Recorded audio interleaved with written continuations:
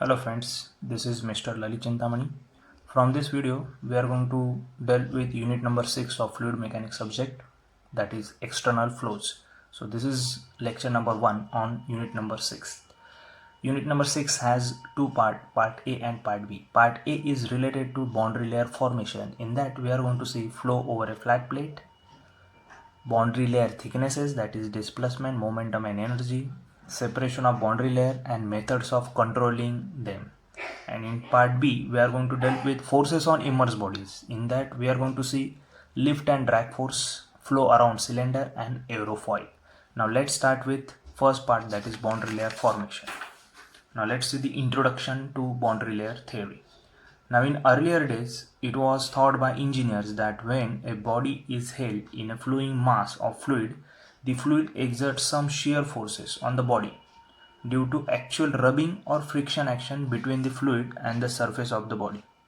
However, as the surface did not show any fatigue or sign of decay due to continuous rubbing action, so in 20th century this concept was ruled out.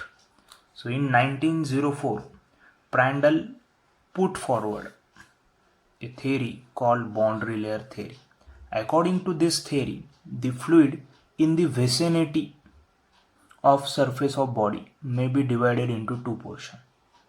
So Prandtl considered two different portions in the vicinity of this solid surface, when this solid surface is going to face by a stream of fluid, and that two portions are, now if you consider this same solid surface as a flat surface, so here I have shown one flat surface and free stream fluid is flowing over this surface.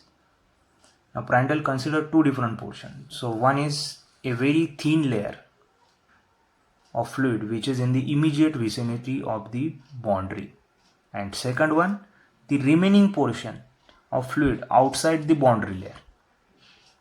Right. Now let us consider first portion. So when a real fluid flows past a boundary, there develops a thin layer very close to the boundary, in which the velocity rapidly increases from zero at the boundary. So here we will observe the no slip condition to nearly uniform velocity in the stream.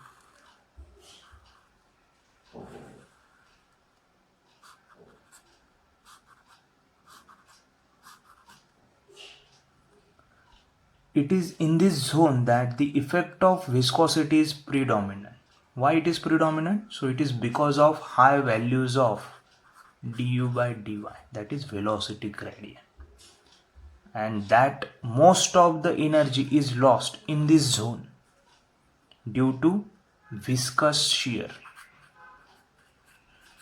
forces. And this layer, which has its velocity affected by the boundary shear, is called boundary layer. So this layer is called as the boundary layer. So remember, so boundary layer is that layer at which velocity is affected due to viscous shear.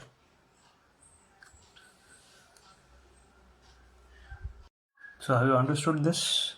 What is meant by boundary layer? Now this boundary layer, it may be laminar boundary layer or it may be turbulent boundary layer. It may be laminar or it may be turbulent boundary layer. Now in the second region, so Prandtl considers second region as the portion of fluid outside the boundary layer. Now in this zone, the Reynolds number Re is very high. So therefore the viscous effects are negligible and the flow in this region can be treated as ideal fluid flow. Right. So here we are concerned about first portion only, that is the boundary layer.